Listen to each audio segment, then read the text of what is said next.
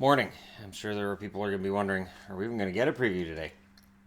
Um, this move thing is different. So yes, again, I'm videotaping in the new house, and yeah, it was different. All four cats are taking the move completely differently, so that's fun. Shadow and Bear decided to wake me up crying this morning at 6:30 in various parts of the house, and Pixel and Lily Bell are exploring, trying to stick next to my feet right now while Shadow and Bear are apparently sleeping off, waking me up this morning. So, yeah. So I apologize. There's a couple of spots here where I'm going to have to. You guys will see. All right. First up, let me apologize for the glare from the chandelier up above my head. I'm not used to working around chandeliers. And San Jose's in against Boston.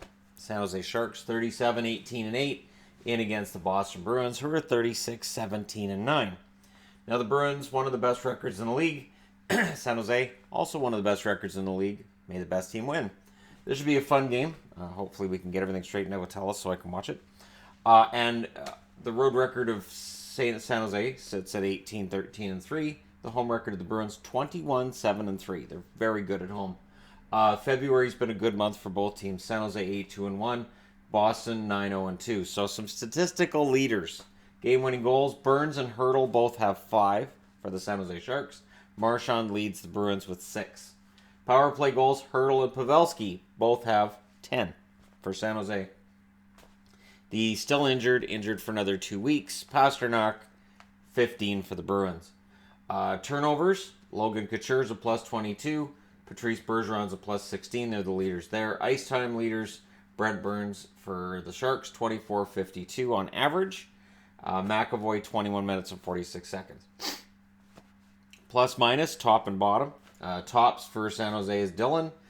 Bottom, Vlasic.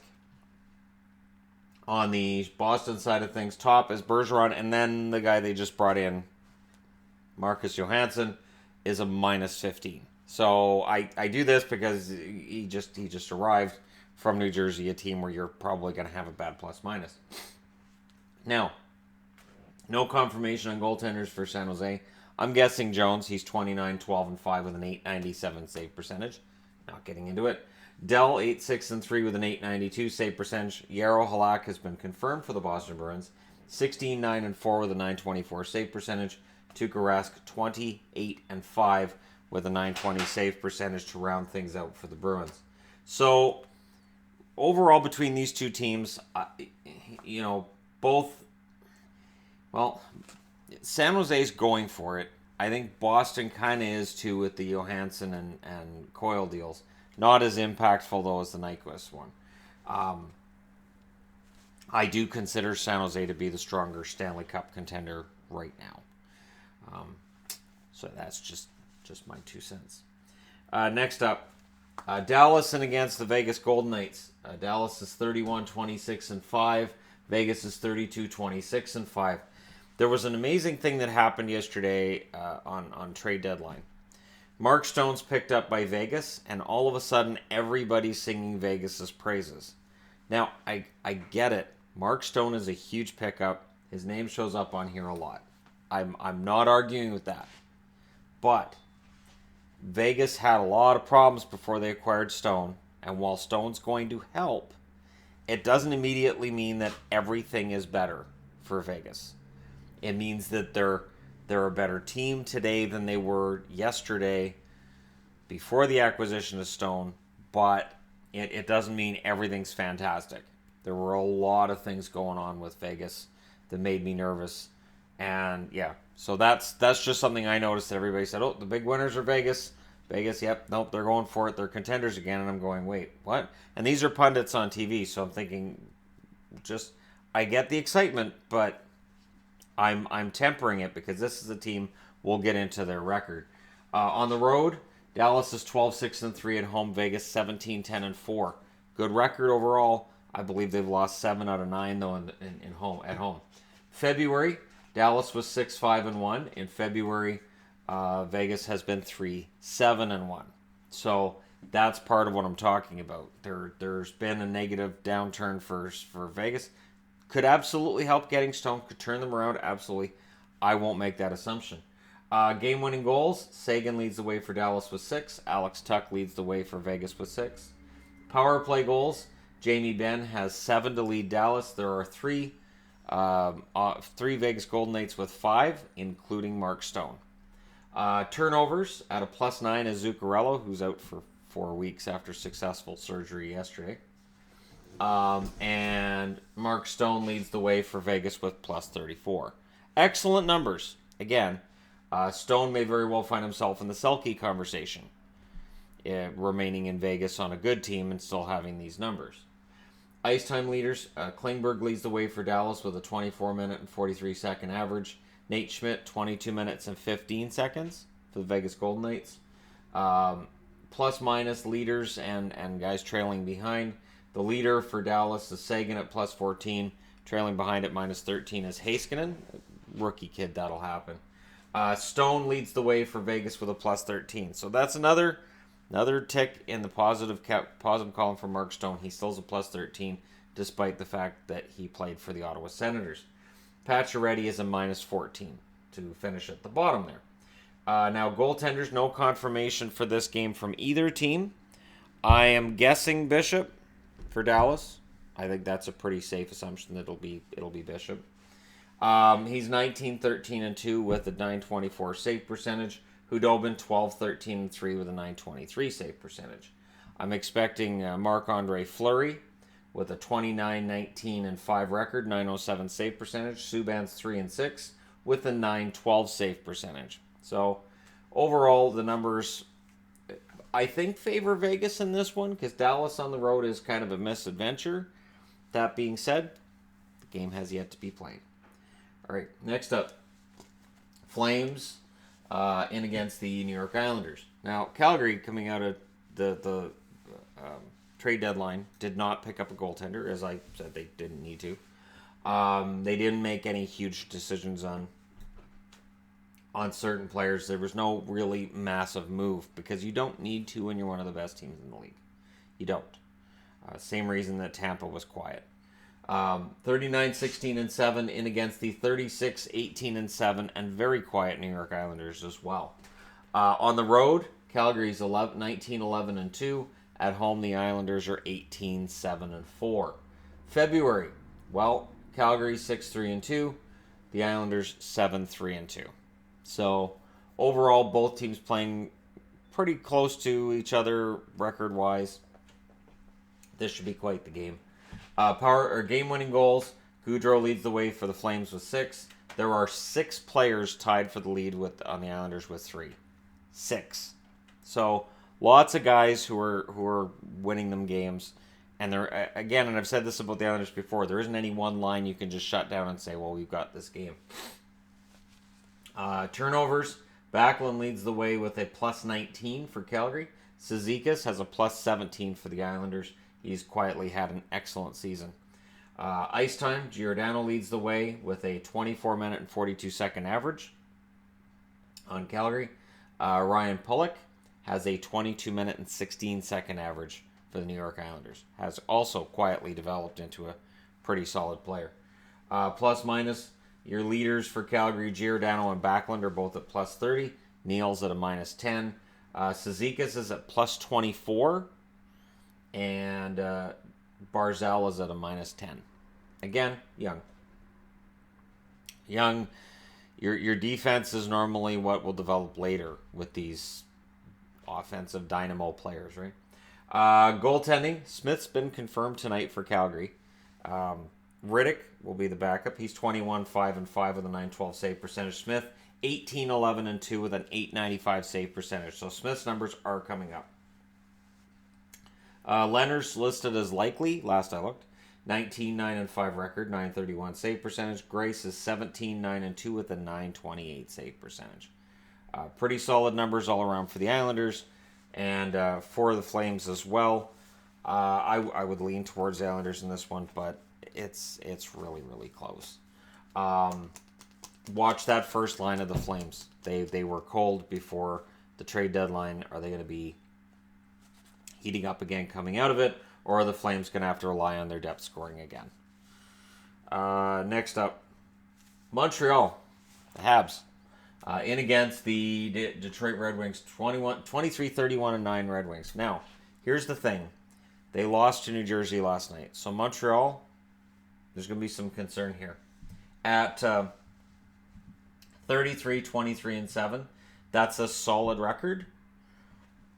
But they've been trending in the wrong direction lately. Now, on the road, they're 14-13-3.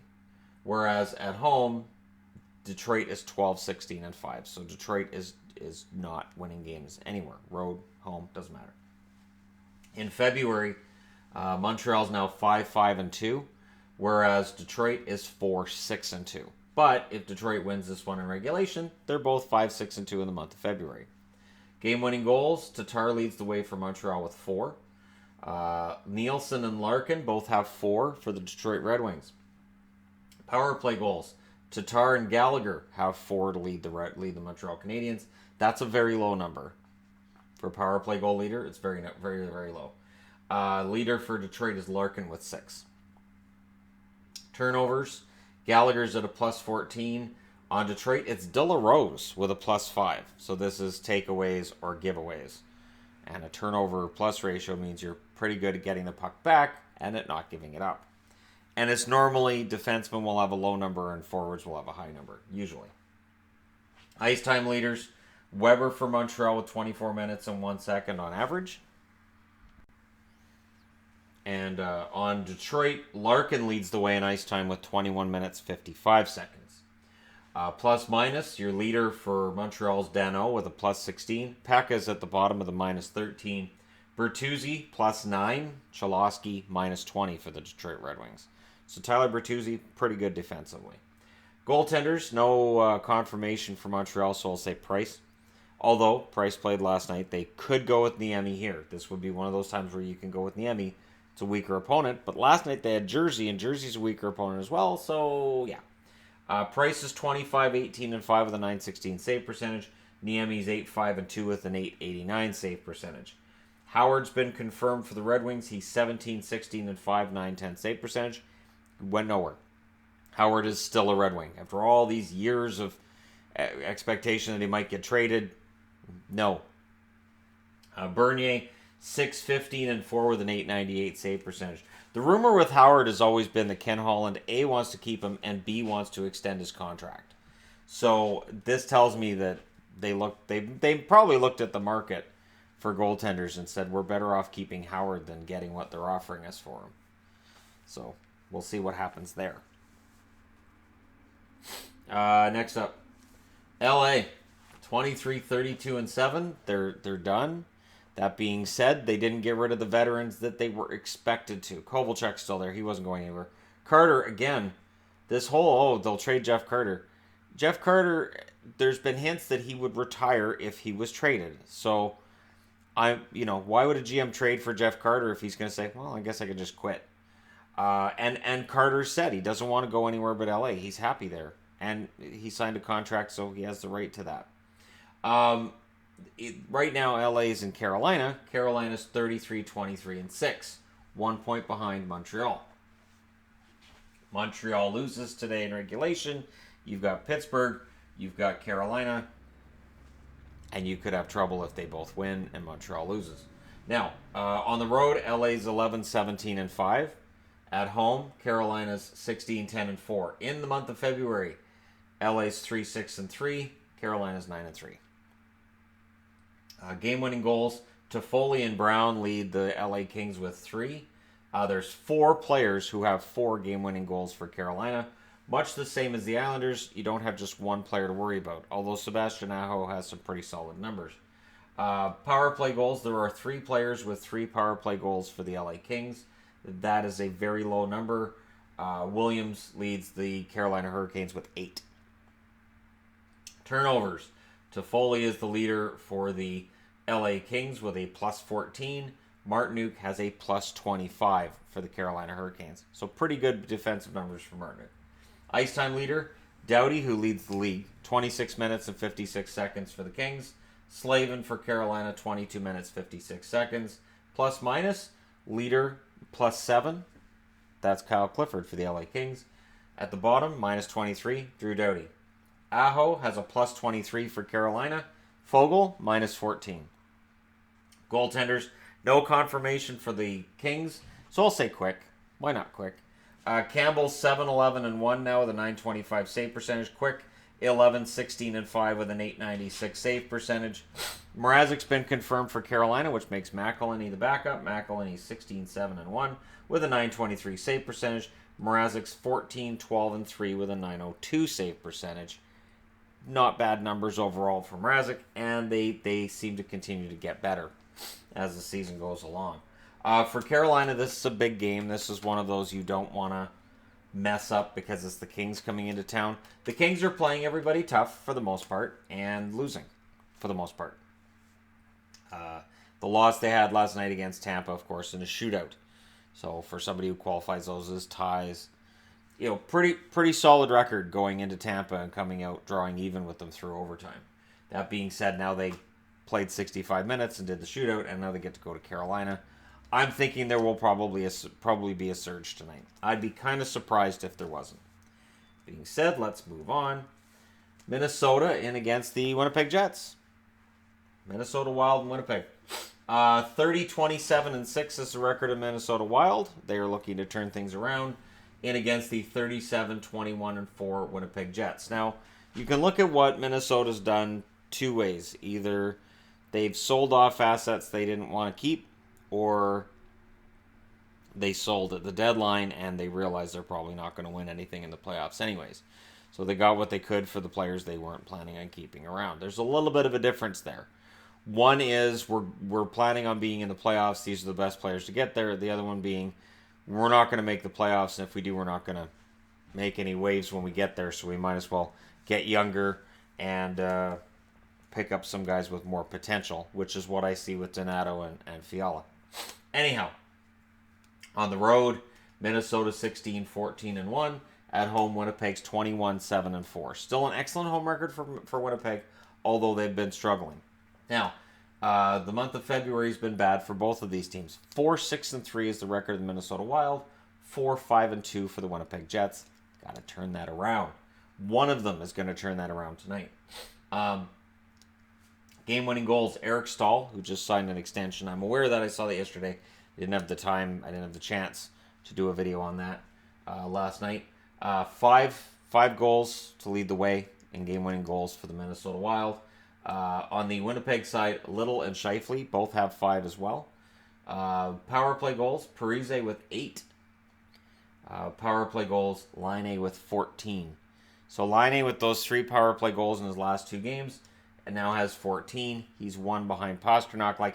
This is where Laine starts building up his numbers again, and that's the good news for Winnipeg fans. Laine appears to be heating up. Maybe he gets a hat trick tonight. This is how he plays. He'll be quiet for 20, 25 games and then goes on a goal-scoring binge. Turnovers, at a plus 25 was Mikko Koivu. Since he's out the rest of the year, I went next on the line as well. Eric Fehr has a plus 17 in turnovers. Scheifele leads the way for the Jets with a plus 25. Ice time leaders, Suter, 26 minutes, 44 seconds for the Minnesota Wild. Byfuglien, who's out, of course, 24 minutes, 26 seconds for Winnipeg. I don't think he's back yet. I know he was close. Plus minus, Spurgeon, a plus 7 for Minnesota. Aberg, a minus 13. Aberg, of course, would have picked up a lot of that minus while he was with the Anaheim Ducks. Trouba, a plus 14 with Winnipeg. And Laine, a minus 23. So that's the one stat that Laine doesn't want to be mentioned with, is the plus minus stat. And I know it's a stat that people look at and say it's flawed, and I get it. I just put the top and at the bottom, and it's up to you guys to decide what the factor is that's brought them to that point. Goaltenders, no confirmation in this game. I would think Dubnyk for the Wild. He's 24-21-5, 911 save percentage. Stalock would be the backup, 6-6-1, 890 save percentage. On the Winnipeg side, I expect Hellebuck. This is a big game. Brossois 10-4-2 now with a 929 save percentage.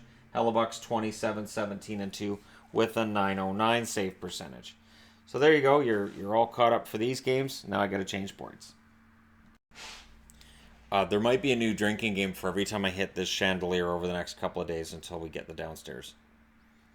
because I'm in the dining room.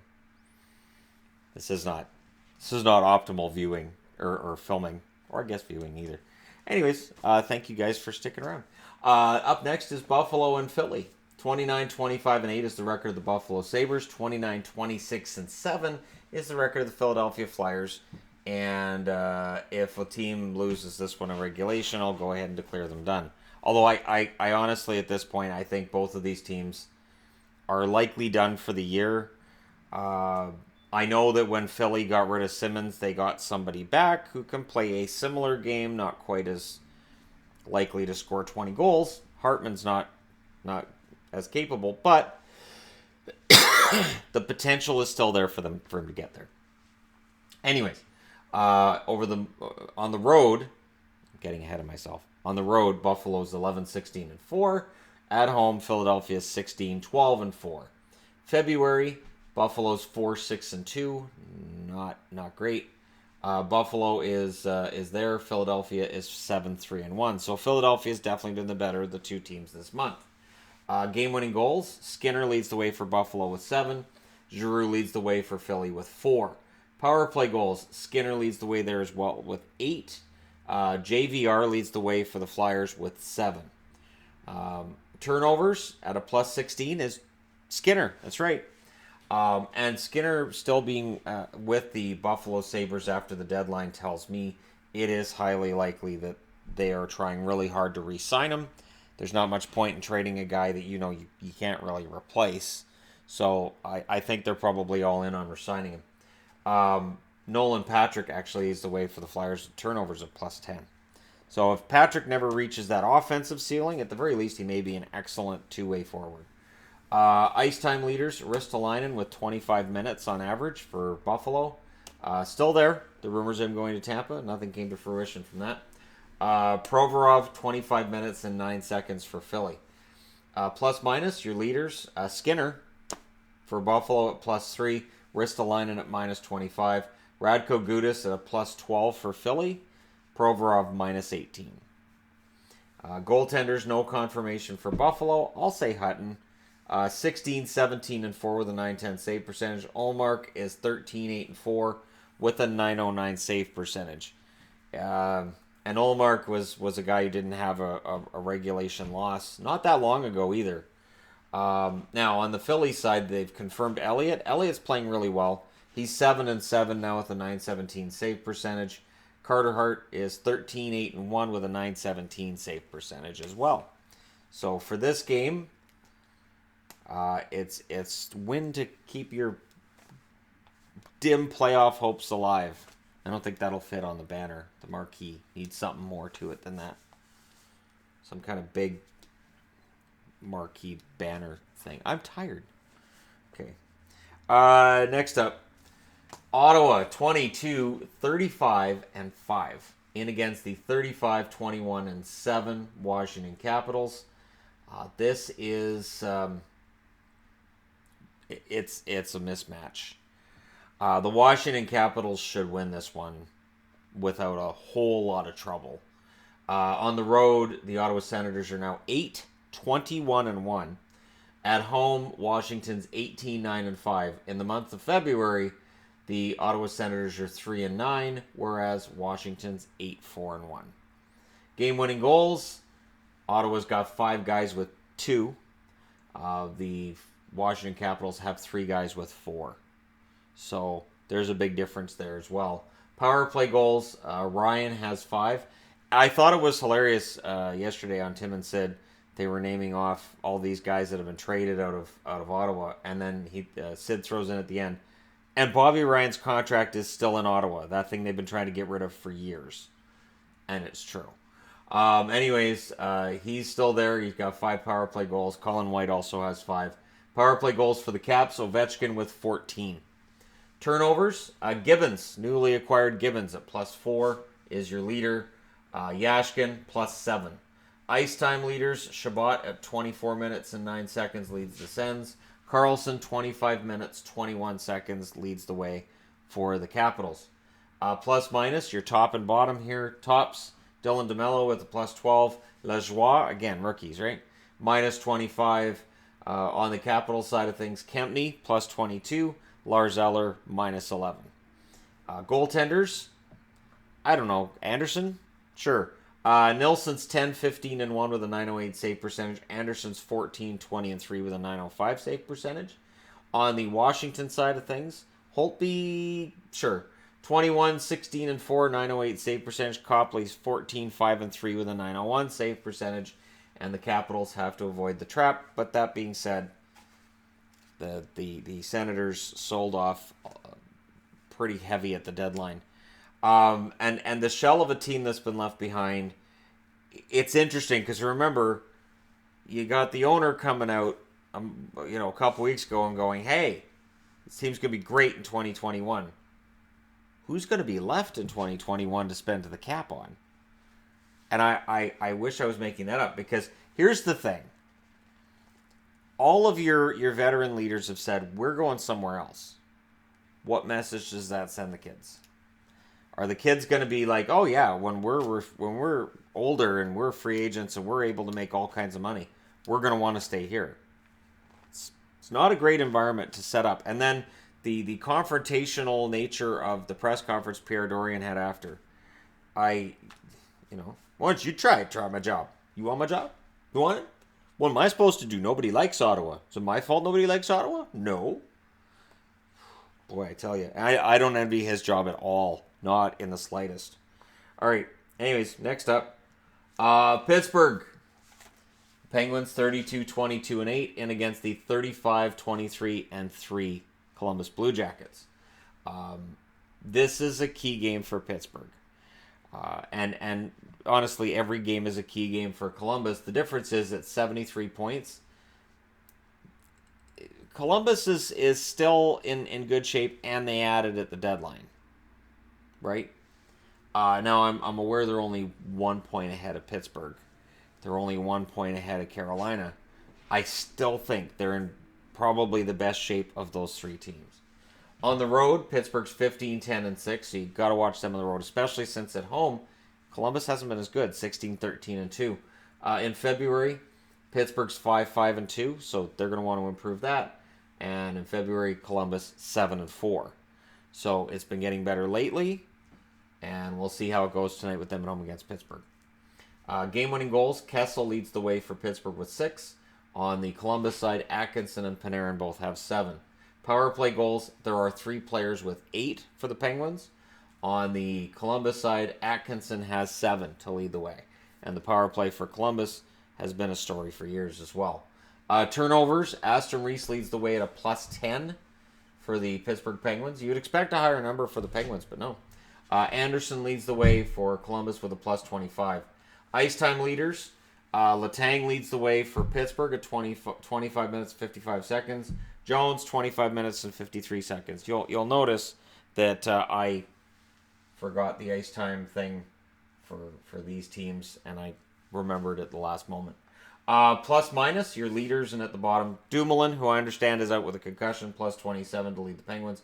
Goodbranson, just acquired from Vancouver, minus 27. Murray, who I believe is still out for Columbus as well, plus 20. Dzingel at minus 13. Dzingel, of course, from Ottawa. So this is going to be an interesting matchup because of the players that have been added. Goaltenders, Murray. DeSmith's 14, 11, and 5 with a 914 save percentage. Murray is 18, 10, and 2 with a 912 save percentage. On the Columbus side, I expect Bobrovsky. I think he's going to play a lot from here. 26, 18, and 1 with a 908 save percentage. Korpisalo, 9, 5, and 2 with an 896 save percentage.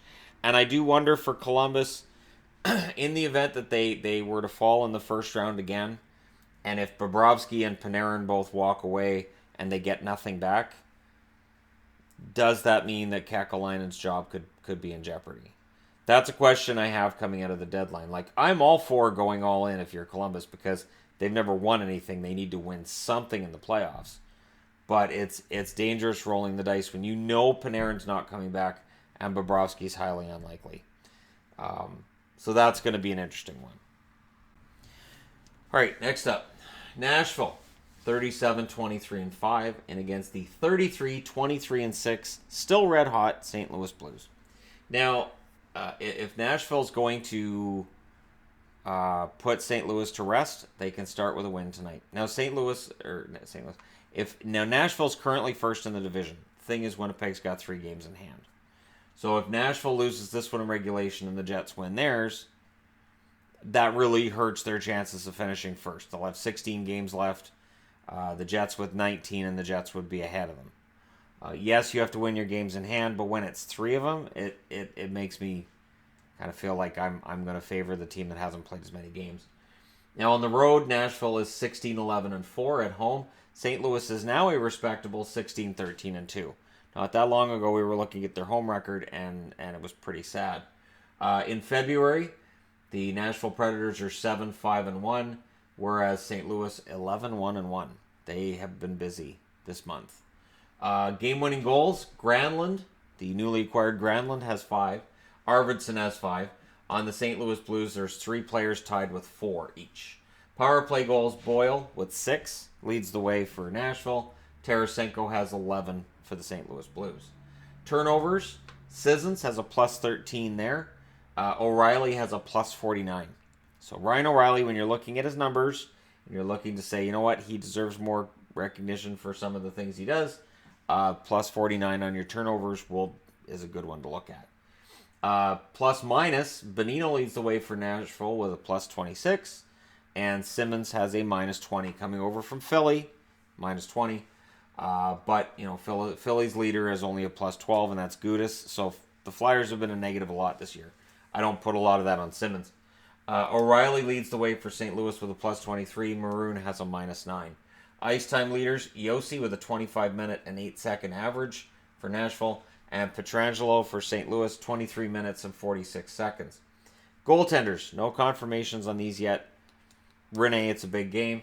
23, 16, and 3, 915 save percentage, but they could go with Saros because he's almost as good. 14, 7, and 2 with a 912 save percentage. On the St. Louis side, I expect Binnington. I'd be very surprised if it's not. He's 14, 2, and 1 now with a 934 save percentage. So we were talking about the Binnington Carter Hart storyline and the two of them. I'm going to do a video at some point contrasting them. Binnington is ahead of him right now, absolutely. Allen, 17, 15, and 5, 902 save percentage. I would expect him to be the backup tonight. That being said, yeah, this could be game of the night material. It should be a dogfight between division foes. And if St. Louis were to come out with a regulation victory over Nashville, then they're in the conversation for first in that division. Amazingly, startlingly. And then they'd be 12-1-1 in February. So if you win 12 out of 14 games in February, yeah, you're probably going to climb the standings just a touch, just a tad, just a little bit. All right, last up, Florida, 28, 25, and 8. I'm not believing. I'm just throwing that out there. I'm not believing. No. No, I'm not. No. They're in against the Arizona Coyotes, who are 29, 28, and 5. Oddly enough, Arizona, it's a big game. Florida, probably playing out the string. But if Florida can win this, they go to 29, 25, and 8. Look at that. Buffalo, 29, 25, and 8. Philadelphia, 29, 26, and 7. Florida's got themselves right in with those two now. Whereas Arizona, one game above 500, they're in the running. They're absolutely in the running for a playoff spot. On the road, 12, 14, and 3 is the record for Florida. At home, 12, 14, and 3 is the record for Arizona. In February, Florida's 8-5 now. See, they've got a good record in February because it's over. I'm not buying it. Whereas the Arizona Coyotes are 6-5-1 in February. Any positive numbers for Arizona? They've got a chance. They really do. Game-winning goals. Hoffman and Barkov both have 5 for the Florida Panthers. Keller has 4 to lead the way for the Arizona Coyotes. Power play goals. Barkov and Hoffman lead there as well with 11 for Florida. And Galchenyuk has 6 to lead the way for the Arizona Coyotes. Turnovers. Barkov, plus 32. My pick for Selke, plus 32. Cousins, plus 11 for the Arizona Coyotes. Plus minus leaders. Trocheck is a plus 4 in Florida. He leads the way. Matheson's a minus 23. Mario Kempe, a +7 for the Arizona Coyotes. Keller's a -17. Ice time leaders, Ekblad, 23 minutes and 23 seconds, leads the way for Florida. Ekman Larson, 23 minutes, 39 seconds for the Arizona Coyotes. Goaltenders, Luongo got his win to get him into number 3 on the all-time wins list, past Ed Belfour. Reimer's 13-11 and 5.901 save percentage. I would expect him to start tonight. Luongo would be the backup, 14-13 and 1, 8.97 save percentage. Not bad numbers, but again, I think Luongo's coming to the end of it. On the Arizona side, I totally expect Darcy Kemper. He's been playing fantastic, and they need him desperately. He's 17-14 and 5 with a 9.17 save percentage. Pickard is 4-5 and 2 with an 8.75 save percentage. So those numbers tell you that Pickard, it's an important game. He will very, very likely play it. For Florida, if they win, we'll continue this narrative that they're not going to make me believe that they're getting in, because I just don't see how. They're not. I don't see them catching up to Carolina or Pittsburgh, and you have to catch at least one of those teams to get in. You probably have to pass both to get in, depending on what happens with Columbus and Montreal, right? So it's interesting in the East as much as it is in the West. Let me know your thoughts in the comment section below. Don't forget to hit like and subscribe if you're browsing your way through. And this is just the temporary setup. I don't even have the racks here yet. I don't know. It's just a temporary setup until we move downstairs on the 1st. So, I moved the set downstairs. We're not all moving. We've got all the furniture for the whole house on the top floor. Once we get everything split off into the different floors on the 1st, this house is going to look kind of empty, which is great. That is great. Yvonne even said, we don't have as much furniture as I thought. And I said, no, we've just overcrowded a small place, which wasn't meant for as many people as we have in it. Once we have a place that's big enough for everybody, we don't have that much stuff overall. But yeah, so thank you guys so much for watching, and the chandelier glare thing. Anyways, thank you guys so much for all your support, and I'll talk to you again soon.